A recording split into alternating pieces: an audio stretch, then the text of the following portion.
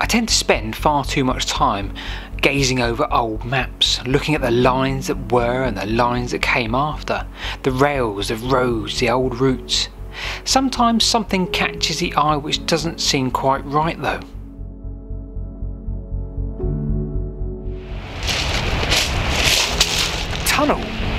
A tunnel to the Isle of Wight.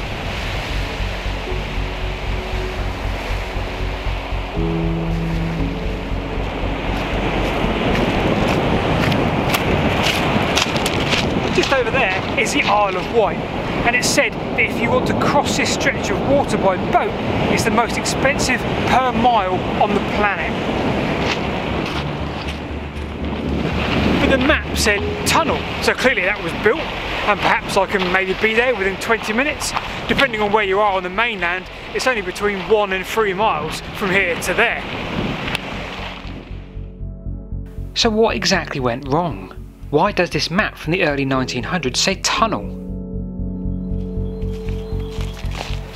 To answer that question, we need to give a little bit more context and head further back in time.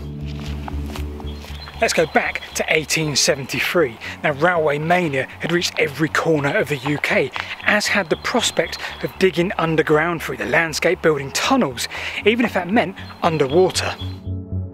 The first mention I can find of any tunnel to the Isle of Wight is in the Hampshire Telegraph from the 22nd of November 1873.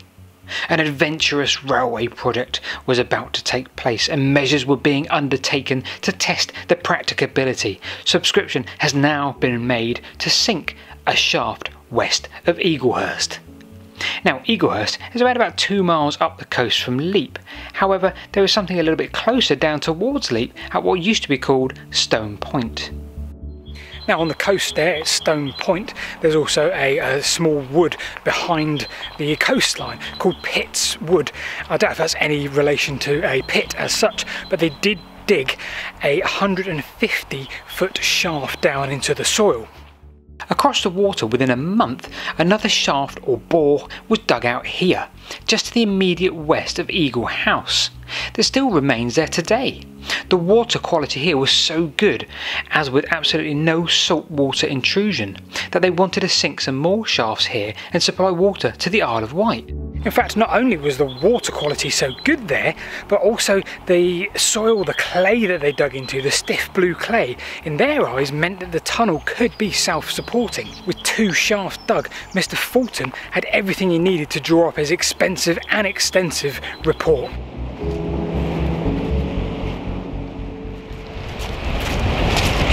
For another few years, there was absolutely no mention of these original shafts, and more importantly, the progress thereafter. It wasn't, however, until 1883 when things took a completely different direction. On the east side of the estuary here at Stokes Bay, a fresh proposal had come to light. A number of business owners were backing the idea of this new location. So why here? Why no mention of Stone Point over on the east side by Leap? The promoter of this particular project was Mr. George Wells. Now, he approached the contractors of the Mersey Tunnel recently built with a rather unique scheme. Different probably isn't the right word, but it did have the backing of Lord Wolseley. The route would take a tunnel under here at Stokes Bay and head directly for Ryde Pier. Now, as tunnels go, that's not completely out there. What was different about this project is it was going to have a fortification halfway across it. Now, if I read the plans and the newspaper reports correctly, there was going to be an underground halfway point which would act as a fort. And according to Lord Wolseley, this was supposed to be the strongest fort in the world. Once again though, after 1886, this completely dried up. No fort, and more importantly, no sign of a shovel being lifted. We're just south of Brockenhurst now, Brockenhurst Station. If you were here in 1888, there would have been 3 different routes south of the station. Now, the third proposed tunnel for the Solent in 1900 would have changed the face of Brockenhurst Station forever, because it meant a 4th route south. So just climbed up this embankment here, which was the Southampton to Dorchester Railway. I think this one came first. Just back across there is the more modern one still in use, which went down to Bournemouth. Looks like a lovely track bit here. Let's carry on walking that way.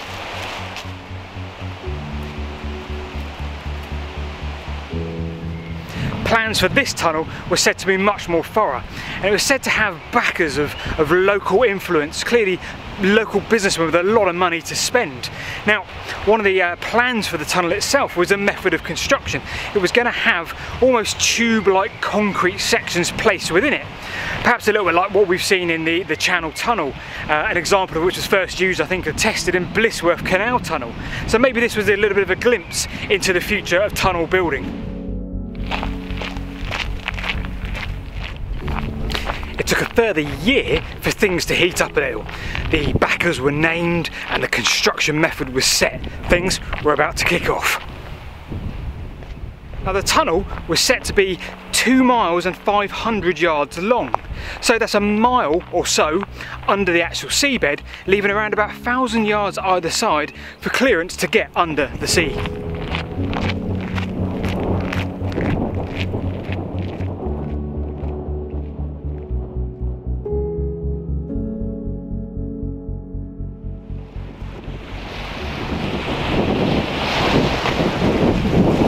April 1901, and the Isle of Wight Observer reported that tunnelling started here on the mainland at Keyhaven Marshes. It's also worth mentioning that despite the general positivity on the island about the tunnel and the prospects it would bring, it also brought a little bit of negativity. In fact, one of the promoters reported that it goes without saying that the proposal, which threatens to revolutionise the Isle of Wight, must involve some infringement on other interests.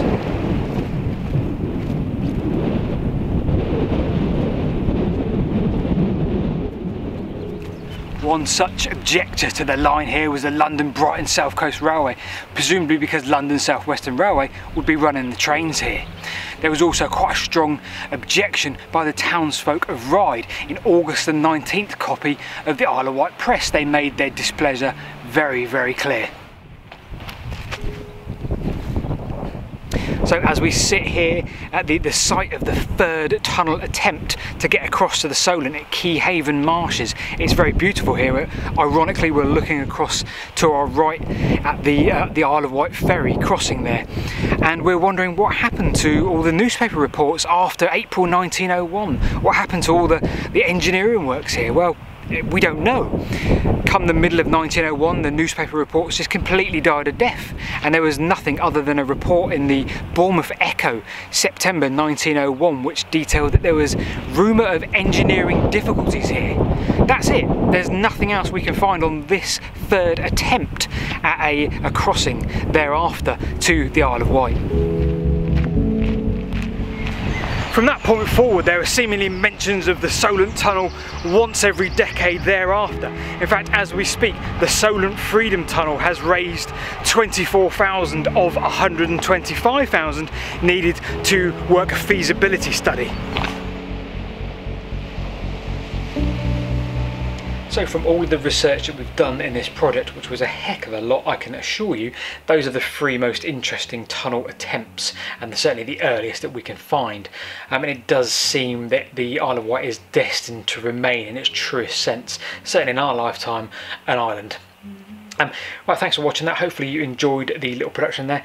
If you do like the videos that we make and you'd like to support us and help us continue to make them, then we do have a little Patreon community where we put out live streams, we do extra content bits and pieces for you, and also a YouTube membership, which is hit the join button below. Yeah, which gives you access to the same sort of thing. Basically, we share links and that. Yeah. So yeah, hopefully you've enjoyed this production as much as we have, and yeah, we'll see you at this time next week.